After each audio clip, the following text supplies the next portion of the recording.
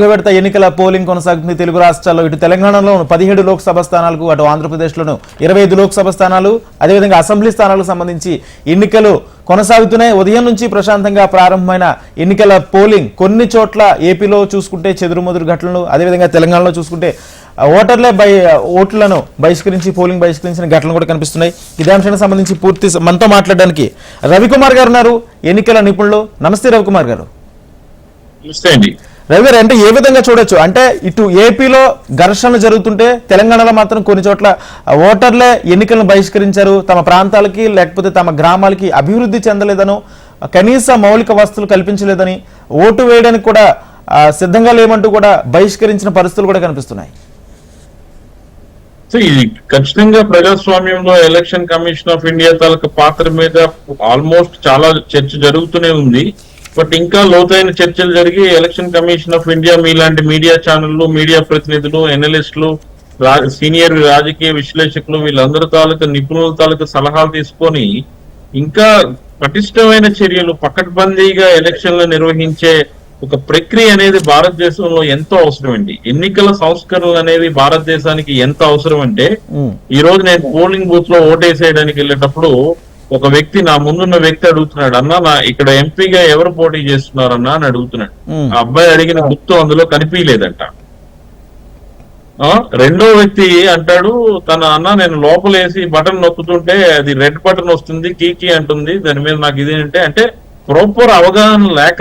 ఇవన్నీ ఏంటంటే ప్రజాస్వామ్యంలో మనకి నిజంగా బాధ కలిగించిన విషయాలు. రెండు, ఇందాకనే ఒక ఇన్సిడెంట్ చూసా, ఒక ఎమ్మెల్యే గారు ఓటర్నే కొట్టే పరిస్థితి అక్కడ గుంటూరు తెనాలి దగ్గర. అసలు నిజంగా ఎలా ఒక ఎమ్మెల్యే అయినంత మాత్రాన నీకుండే స్పెషలైజ్డ్ పవర్స్ ఏముంటాయి? అసెంబ్లీలోకి వెళ్ళి సమస్యలు చెప్పి అభివృద్ధికి ప్రణాళికలు రూపొందించడానికి నేను ఎమ్మెల్యేగా గెలిపించారే తప్ప, ఓటర్ బూత్ లోకి వచ్చిన తర్వాత, పోలింగ్ బూత్ లోకి వచ్చిన తర్వాత మీరు ఒక సామాన్యమైన పౌరుడు, మీరు కూడా ఒక ఓటర్ అనే విషయాన్ని ఆయన మర్చిపోవడం కూడా ఒక విధంగా బాధాకరమైన విషయం. మూడు, మీరు చెప్పిన ప్రజలు ఎలక్షన్లను బహిష్కరిస్తున్నారు అని అంటే విచిత్రమైన వాతావరణం భారతదేశంలో ముఖ్యంగా దక్షిణ భారతదేశంలో ఉంది. ఎందుకంటే ఎన్నికల వ్యయం అనేది కొన్ని కోట్లు దాటిపోయే పరిస్థితి ఉన్న ఇలాంటి రాజకీయ పక్షంలో, ఇలాంటి రాజకీయ వాతావరణంలో నిజంగా మనలాంటి ఎడ్యుకేటెడ్ యూత్ కానీ, లేకపోతే ఇంటలెక్చువల్స్ కానీ, ఎవరైనా మేధావులు కానీ రాజకీయాల్లోకి రావాలంటే భయపడే పరిస్థితి తీసుకొచ్చిన పరిస్థితులు ఉన్నాయి ఆంధ్రప్రదేశ్ లో కానీ, తెలంగాణలో కానీ. ఒక అసెంబ్లీ ఎన్నికకి ఒక్కొక్క అభ్యర్థి పెట్టే ఖర్చు 40-50 కోట్లు దాటిపోతుంది అని అంటే ఏ విధంగా ఇదంతా సాధ్యం అవుతుంది? దీని మీద ఎలక్షన్ కమిషన్ ఎలాంటి చర్యలు తీసుకోలేని పరిస్థితుల్లో ఎందుకు అట్టడుగుతుందనే విషయం అనేది కూడా మనందరం బాధపడాల్సిన విషయం.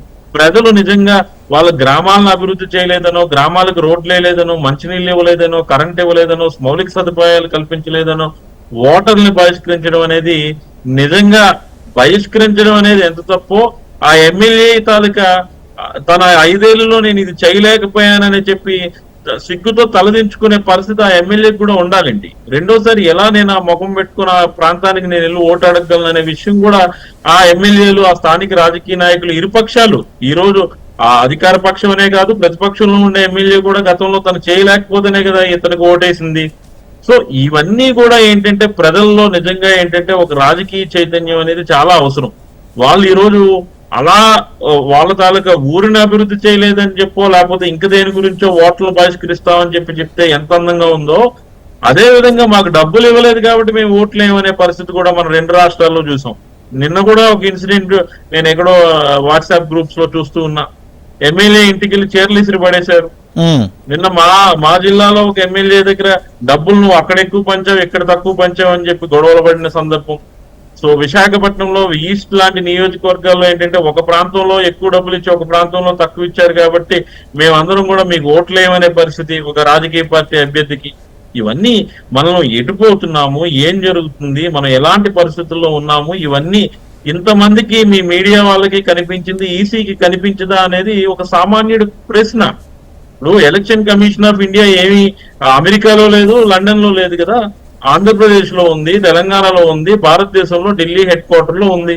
వాళ్ళకి మెన్ ఏంటి, మెషినరీ ఏంటి, అన్ని రకాల సర్వాధికారాలు ఉన్న స్వయం ప్రతిపత్తి సంస్థ తను ఓటర్కి డబ్బులు ఇచ్చే ప్రక్రియలో విషయంలో గాని, డబ్బులు తరలించే విషయంలో గాని, మద్యం తరలించే విషయంలో గాని, దొంగ ఓట్లు వేయించే క్రమంలో గాని, పోలింగ్ బూతుల దగ్గర జరిగే డిస్ప్యూట్స్ గాని, నిన్నగా ఇంకొక ఇన్సిడెంట్, నిన్న నెల్లూరు జిల్లా ఆత్మకూరులో ఒక ఫారెస్ట్ బీట్ ఆఫీసర్ ఆద్మూర్ అనే ఒక ఫారెస్ట్ రేంజ్ లో ఒక బీట్ ఆఫీసర్ ని వైసీపీ ఎంపీటీసీ విచక్షణారహితంగా ఒక మహిళని చూడకుండా బాధేసిన సందర్భం.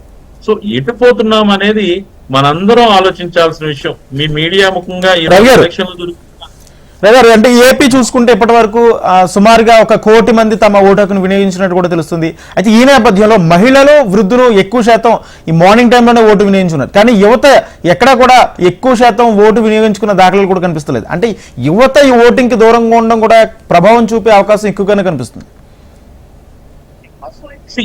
యువత దూరంగా ఉన్నారని అయితే నేను అనుకోను. ఎందుకంటే ఇంకా టైం చాలా ఉంది కాబట్టి మీకు అందరికీ తెలిసిందే. ఎక్కువగా ముఖ్యంగా యూత్ అంతా కూడా ఏంటంటే మిడ్ నైట్ వరకు వాళ్ళు ఆ కార్యక్రమాల్లో ఎలక్షనీరింగ్ ప్రాసెస్ లో భాగంగా వాళ్ళ క్యాంపెయిన్లని, లేకపోతే ఓటర్ను ప్రత్యక్షంగా కలిసే మార్గాలు ఇవన్నీ కూడా ఆయా నియోజకవర్గాల్లో బిజీగా ఉంటారు కాబట్టి నాకు తెలిసి సాయంత్రం 4 తర్వాత వాళ్ళు ఖచ్చితంగా వాళ్ళ తలకు ఓటింగ్ పర్సెంట్ అనేది ఖచ్చితంగా 4 నుండి 8 వరకు 20-25% ఓటింగ్ పర్సెంటేజ్ అనేది ఖచ్చితంగా పెరుగుతుంది. మనం పెరగదు, యువత రారు అనేది ఏం లేదు. అయితే ఇక్కడ అర్బన్ ఓటర్స్ తాలూకా ఆలోచన విధానంలో కొంత మార్పు రావాల్సిన అవసరం ఉంది. మనం మొన్న గతంలో కూడా నేను మన టీవీలో కూడా చెప్పడం జరిగింది. తెలంగాణలో జరిగిన ఎలక్షన్స్ లో హైదరాబాద్ లో పోల్ పర్సెంటేజ్ పూర్తిగా తగ్గిన పరిస్థితి మనం అందరం చూసాం. సో ఎడ్యుకేటెడ్ ఉన్న సెగ్మెంట్స్ లో ఏంటి అని అంటే ఆయా రాజకీయ పార్టీలు వాళ్ళని ఎందుకు వాళ్ళ తాలూకా అవగాహన చెప్పలేకపోతున్నారు. ఎడ్యుకేటెడ్ యూత్ ఏంటంటే మనకెందుకులే ఈ రాజకీయ పార్టీలతో, లేకపోతే నేను నా ఓట్ ని ఫ్రాంచైజ్ క్యాష్ చేయడం వల్ల వచ్చే బెనిఫిట్స్ ఏమున్నాయి, వాళ్ళు పనిచేసేది మిగతా పక్షాలకు కదా, నేను చదువుకొని ఉద్యోగం సంపాదించుకొని ట్యాక్సులు కట్టి నా జీవితాన్ని నేను నడిపిస్తున్నాను కదా, నాకేముండదు ఈ ప్రభుత్వాలతో నేను అనుకుంటున్నాడే తప్ప ప్రతి వ్యక్తి కూడా తన తాలూకా జీవన విధానంలో ఒక రాజకీయ పార్టీతో గాని ప్రజాస్వామ్యంతో గాని లింక్ అయి ఉన్నాడనే విషయాన్ని అనేది తను మర్చిపోతున్నాడు. తను కూడా ఒక ఓటేస్తే 10 మంది తన సమస్యలు చెప్పుకునే అవకాశాన్ని, ఆ పర్టికులర్ అవకాశాన్ని ఆ వ్యక్తి పొందగలుగుతున్నాడు అనే విషయం కూడా ఆ వ్యక్తి మర్చిపోతున్నాడు. సో ఇలాంటి పరిస్థితుల్లో ఎడ్యుకేటెడే ఓటింగ్ కి దూరంగా ఉంటే ఇంకా సామాన్య మానవుల పరిస్థితి ఏంటనేది మనం అర్థం చేసుకోవాలి. నిజంగా చెప్పాలంటే మనం వాళ్ళ కాళ్ళకు దండం పెట్టాలి. నిమ్న వర్గాలు కానీ, బీపీఎల్ సెగ్మెంట్ లో వ్యక్తులు కానీ వీళ్ళందరూ కూడా ఏంటంటే చక్కగా ఓటింగ్ అనేది రాజకీయ పార్టీలు ప్రలోభాలు పెట్టి డబ్బులు ఇచ్చి ఓట్లకు వస్తారా, ఏ విధంగా వస్తారో అనేది విషయం పక్కన పెడితే వాళ్ళ ఆత్మ ప్రమోదానుసారం వాళ్ళు నిర్ణయించుకున్న అభ్యర్థికే ఓటేస్తారనేది మనం చాలా దగ్గరలో చూసాం. సో ఆ ప్రక్రియలో భాగంగా ఏంటంటే నిజంగా వాళ్ళందరినీ కూడా ఎలక్షన్ కమిషన్ ఆఫ్ ఇండియానే కాదు, మీరు గాని నేను గాని వాళ్ళందరినీ కూడా ఏంటంటే ఒక ప్రజలే అవినీతి పనులు అనే ఒక మాట ఎక్కువగా మాట్లాడేదానికన్నా వాళ్ళు ఓటింగ్ లో పార్టిసిపేట్ చేస్తున్నారు కాబట్టి వాళ్ళని గౌరవించుకోవాలనే అభిప్రాయాన్ని కూడా తీసుకురావడం అనేది చాలా ఇంపార్టెంట్. ఇక్కడ ఆ విషయాన్ని మనం అందరం మర్చిపోయి ఏం చేస్తున్నాం అంటే డబ్బులు ఇస్తున్నారు కదా వాళ్ళు వస్తున్నారు, ప్రజలే అవినీతి పరులయ్యారు, ఇంకా రాజకీయ నాయకుల పరిస్థితి ఏముందిలే అనే ఒక చులకన భావాన్ని కూడా వాళ్ళ మీద క్రియేట్ చేయడం కూడా కరెక్ట్ కాదనేది నా అభిప్రాయం. అసలు వాళ్ళకన్నా ఈ ఓటే కన్నా ప్రజాస్వామ్యానికి గొడ్డలు పెట్టిగా ఉన్నటువంటి మేధావులు, విద్యావేత్తలు, చదువుకున్న వాళ్ళు, ఉద్యోగస్తులు వీళ్ళనే నేను తప్పు పడతానే తప్ప వాళ్ళని నేను తప్పు పట్టే సందర్భం కూడా లేదు. ఎందుకంటే వాళ్ళు వాళ్ళ హక్కు గురించి ఈ రోజు మీరు చెప్తున్నారు, అక్కడ ఉన్న ప్రజలు వాళ్ళ గ్రామానికి ఏం చేయలేదని చెప్పి తెగించి మరి ఎమ్మెల్యేతో కొట్లాడి మేము ఓటింగ్ రాము మీరేం చేసుకుంటారు అని అంటే నిజంగా వాళ్ళు చేసింది కరెక్టనే కదా. వాళ్ళు ఓటు వేయగలిగారు కాబట్టి ఆ విధంగా వాళ్ళు ప్రశ్నించే అధికారాన్ని వాళ్ళు సంపాదించుకోగలిగారు. మిగతా దగ్గర ఎందుకు మనం అడగలేకపోతున్నాం అనే విషయాన్ని కూడా మనం అందరం గమనించాల్సిన విషయం. అంటే కొన్ని ప్రాంతాల్లో చూసుకుంటే అయితే ఇంకొక రకమైన ఘటనలు కూడా జరుగుతున్నాయి. ప్రజలు కొంతమంది ఎవరైతే తమకి తాయిలాలు అందలేదనో లేకపోతే డబ్బులు అందలేదనో తిరిగి ఎమ్మెల్యే ఆఫీసుల మీద లేకపోతే లోకల్ నాయకుల మీద దాడులు చేసి రోడ్డెక్కి ఘర్షణలు, నిరసనలు వ్యక్తం చేస్తున్న పరిస్థితులు కూడా కనిపిస్తుంది. ఇది ప్రజాస్వామ్యంలో ఇటువంటి నిరసనలు అంటే ఎంతవరకు ఈ ప్రభావం చూపే అవకాశం కనిపిస్తుంది? ఖచ్చితంగా రాజకీయ నాయకులు మాకు డబ్బులు పంచలేదు అనే ఒక ఆలోచన విధానంతో మేము ఓటింగ్ రాము అని చెప్పి వాళ్ళతో ఘర్షణ వాతావరణానికి దిగి ప్రజాస్వామ్యంలో ఇది తీవ్రమైన విఘాతాన్ని కలిగించే చర్యగానే మనం అందరం చూడాలి. ఎందుకంటే దాన్ని మనం ప్రేరేపించేదానిగాను ప్రోత్సహించేదానిగా చూడడం వల్ల ప్రజలు దాన్ని టేక్ ఇట్ గ్రాంటెడ్ గా తీసుకునే సందర్భంగా మనం చూస్తున్నాం. ఎందుకంటే ఎలక్షన్ల ప్రక్రియ అనేది ఏంటంటే ప్రతి 5 ఏళ్లకు ఒకసారి వచ్చే అమ్మవారి జాతరలా ఉంది వీళ్ళకి.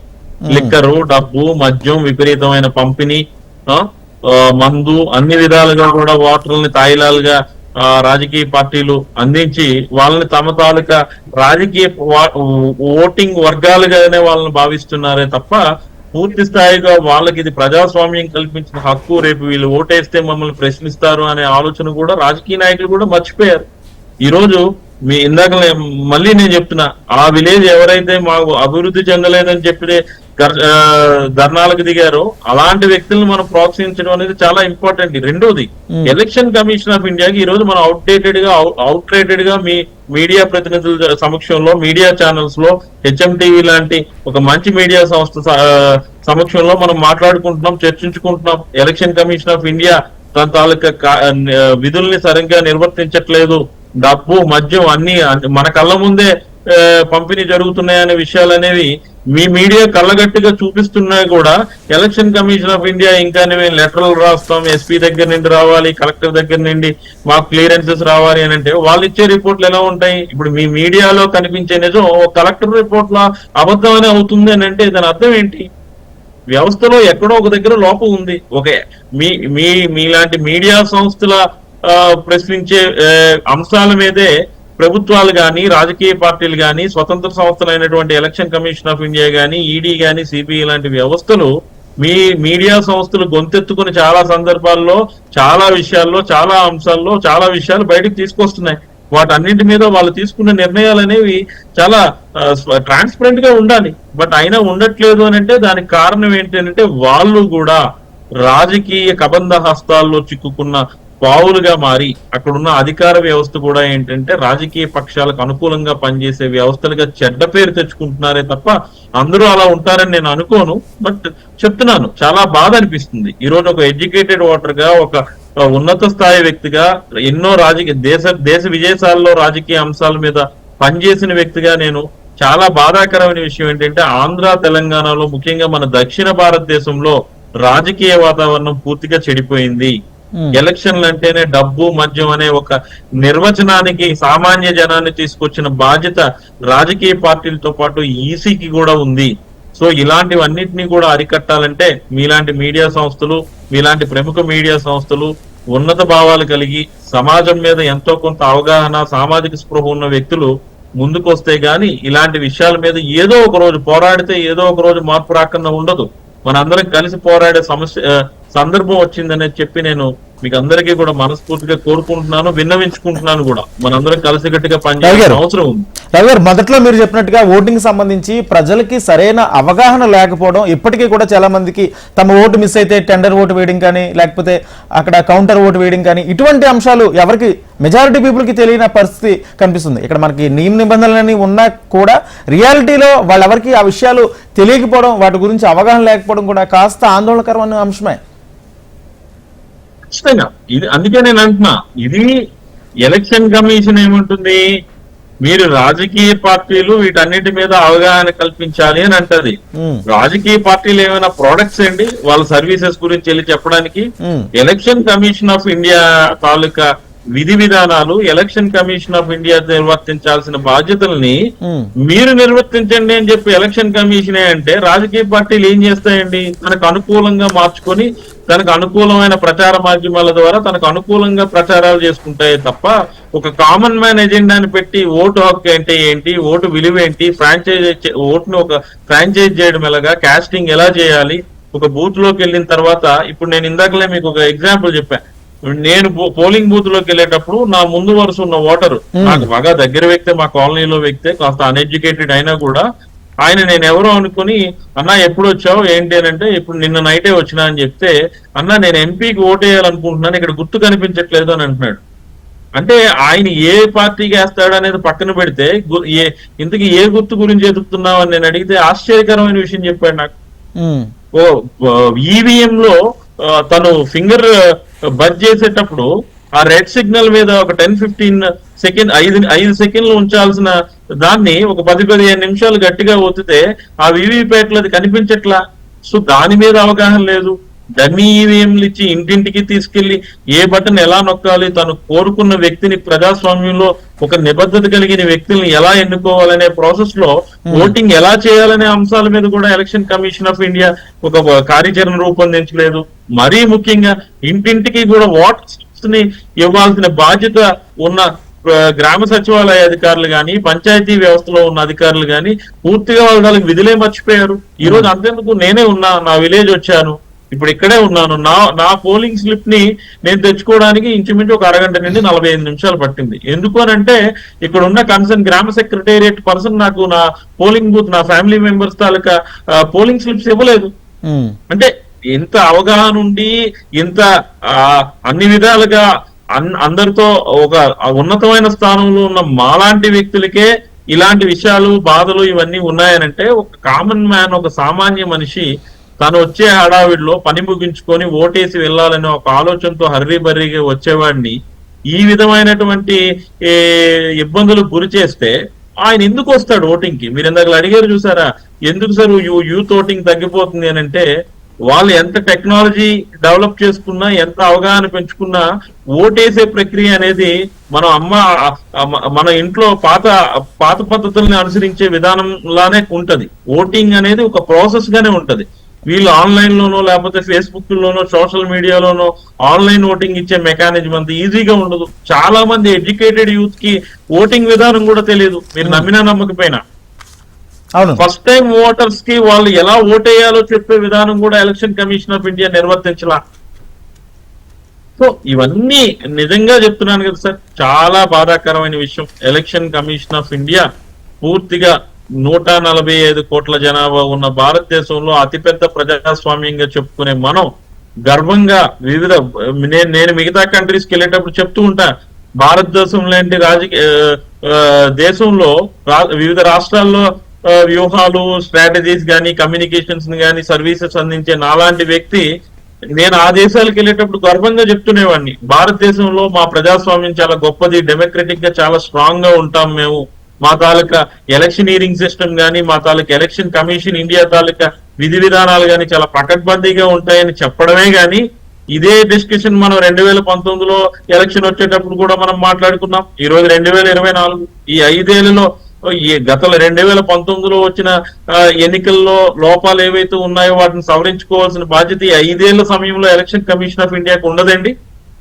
ఖచ్చితంగా ఉండాలి కదా. ఈ రోజు ఇప్పుడే చెప్పారు మీరు, చాలా దగ్గర గొడవలు జరుగుతున్నాయి, ఏం జరుగుతున్నాయి.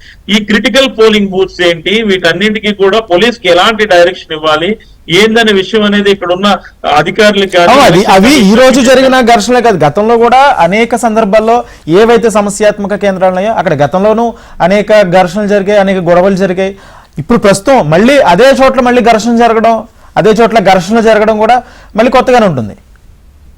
అదే నేను అనేది, అదే ఇప్పుడు మనం ఏదో ఉంటాం, మనం హిస్టరీ అనేది ఎందుకు చూడాలి అనుకుంటామనంటే, అంటే గతంలో ఏం జరిగిందో తెలుసుకుంటే భవిష్యత్తులో ఎలా ముందుకెళ్లాలనే దాని మీద ఒక అవగాహన వస్తుంది అనే గురించే కదా మనం ఇవన్నీ ఎనాలిసిస్ లో, ఈ ట్రాకింగ్స్, ఈ కమ్యూనికేషన్స్ అనేవి మనం డెవలప్ చేసుకున్నాము. అలాంటప్పుడు మీరు చెప్తున్న 2019లో ఉన్న సమస్యాత్మక పోలింగ్ కేంద్రాలు 2024కు వచ్చేటప్పటికి తగ్గాయా, పెరిగాయా? తగ్గితే ఎందుకు తగ్గాయి? అక్కడ ఎంతమంది రౌడీ షీటర్స్ ని బైండ్ ఓవర్ చేశారు? అక్కడ ఘర్షణ వాతావరణం కలిగిన ఏమైనా పరిస్థితులు ఉన్నాయని చూడాలి. మీకు ఒక ఎగ్జాంపుల్ చెప్తా. నెల్లూరు జిల్లా ఆత్మకూరు నియోజకవర్గంలో మర్రిపాడు అనే ఒక మండలంలో అక్కడ ఉన్న అధికార పార్టీ వైసీపీ ఎమ్మెల్యేకి సంబంధించిన వ్యక్తులు కొన్ని పోలింగ్ స్టేషన్లు తమ కంట్రోల్లోకి దశాబ్దాలుగా తీసుకుంటున్నారనే ఒక ప్రచారం గట్టిగా ఉంది ఆ జిల్లాలో. అలాంటప్పుడు దాని మీద అక్కడున్న టీడీపీ కంటెస్టెంట్ ఆనం రామనారాయణ రెడ్డి గారు ఎలక్షన్ కమిషన్ ఆఫ్ ఇండియాకి, డీజీపీకి కూడా లెటర్లు రాయడం జరిగింది. అయ్యా, ఈ ప్రాంతాల్లో మాకు అడిషనల్ ఫోర్స్ కావాలి, ఈ విధంగా ఇబ్బంది ఉంది అని చెప్పి. ఈ రోజుకి కూడా, ఈ రోజు ఎలక్షన్ రోజు, ఈ రోజుకి కూడా ఆయా పోలింగ్ కేంద్రాల్లో పకడ్బందీ ఏర్పాట్లు లేకపోగా పోలీస్ ఫోర్స్ ను కూడా పెట్టలేదనేది అక్కడ ఉన్న జిల్లా సమాచారం. సో అదే విధంగా ఇప్పుడు మీరు మాచర్లలో చూసుకోండి, మాచర్లు అనేది చాలా అత్యంత సమస్యాత్మక అయిన పోలింగ్ కేంద్రాలు ఉన్నాయి అక్కడ. సో అక్కడ నేను అనేది ఏంటి, ఒక అధికార పార్టీకనే కాదు, అపోజిషన్ అభ్యర్థులు కూడా వాళ్ళు కూడా ఇలాంటి కవ్వింపు చర్యలకు పాల్పడడం, వాళ్ళు రిగ్గింగ్లకు పాల్పడడం ఇవన్నీ జరుగుతూనే ఉన్నాయి. అంటే ఇంత టెక్నాలజీ డెవలప్ అయ్యి ఇన్ని సంవత్సరాలుగా, ఇన్ని దశాబ్దాలుగా ఎలక్షన్లు నిర్వహిస్తున్న ఎలక్షన్ కమిషన్ ఆఫ్ ఇండియాకి ఆ ప్రాంతంలో ఏం చేస్తే మెరుగవుతుంది పోలింగ్ పర్సంటేజ్, ఏం చేస్తే ఎలాంటి ఘటనలు జరగకుండా ఉంటాయి, ఏం చేస్తే ఆ, ఘర్షణ పూరిత వాతావరణం లేకుండా ప్రశాంతంగా ఎలక్షన్లు నిర్వహించుకునే ప్రక్రియను మనం సాధించగలం అనే దాని మీద ఎలక్షన్ కమిషన్ ఆఫ్ ఇండియాకి కానీ, ఎలక్షన్ కమిషన్ ఆఫ్ ఆయా రాష్ట్ర అధికారులకు కానీ అవగాహన లేదు అనుకోవడం అనేది మన పొరపాటండి. వాళ్ళకి అన్ని ఉంటాయి, బట్ వాళ్ళు రాజకీయ పార్టీలకి అతి దగ్గరగా పనిచేసే వ్యక్తులు కాబట్టి ఇవన్నీ కళ్ళు మూసుకొని ఉంటారు. మళ్ళీ ఏముందిలే, జరిగితే జరుగుద్ది, ఒకరికి దెబ్బ తగులుద్ది, ఒకరు చనిపోతారు, ఇంకోటి జరుగుతారే తప్ప ఒక ప్రాణం విలువ, ఓటు విలువ తెలియలేని పరిస్థితిలో ఎలక్షన్ కమిషన్ ఆఫ్ ఇండియా ఉంది అనడానికి మనందరం కూడా బాధపడాల్సిన విషయంగా నేనైతే చెప్తున్నా మీకు. అయితే ఇప్పటికే రాజకీయ పార్టీలు ప్రలోభాలు పెరిగి ఇటు ఓటర్లకు సంబంధించి కానీ ఎవరైతే స్వచ్ఛందంగా ఓటు వేయాల్సిన ఓటు హక్కును కూడా అమ్ముకుంటున్న పరిస్థితుల్లో, లేకపోతే ప్రలోభాలు గురవుతున్న పరిస్థితులు నానాటికి రోజు రోజుకి పెరుగుతున్న పరిస్థితుల్లో ఖచ్చితంగా దీనికి సంబంధించి అవగాహన కార్యక్రమం లేకపోతే ఏదైనా చర్యలు తీసుకోకపోతే రానున్న రోజుల్లో ఏ విధంగా మారిపోయే అవకాశం ఉంది? ఖచ్చితంగా ఇది భవిష్యత్ రాజకీయాలకి ఇప్పటికే వామపక్ష పార్టీలు భారతదేశంలో అంతరించిపోయి పోరాటాలకి రోడ్డు మీదకి వచ్చే పరిస్థితి లేని క్రమంలో నేను 1985 బాన్ నేను చూసేటప్పటికి ఏంటంటే ఈ వామపక్ష పార్టీలు ఎప్పుడు కూడా ఏంటంటే సిలిండర్ల ధరలు పెరిగాయనో, పెట్రోల్ ధరలు పెరిగాయనో, కలెక్టర్ ఆఫీసుల ముందు ధర్నాలు చేయడం, అది చేయడం, ఇది చేయడం మేము కాస్త ఇంటర్మీడియట్కి వచ్చేటప్పటికి చూసేవాళ్ళం. బట్ ఈ రోజు చూస్తే అన్ని ఫేస్బుక్ పోరాటాలు, సోషల్ మీడియా పోరాటాలు, ట్విట్టర్లో కామెంట్లు పెట్టుకోవడాలు, ట్విట్టర్ల వేదికగా ఒకరినొకరు విమర్శించుకోవడాలు, ప్రభుత్వ పాలనా అధికారుల మీద గాని, ప్రభుత్వ అధినేతల మీద గాని ఏంటంటే వ్యంగ్యంగా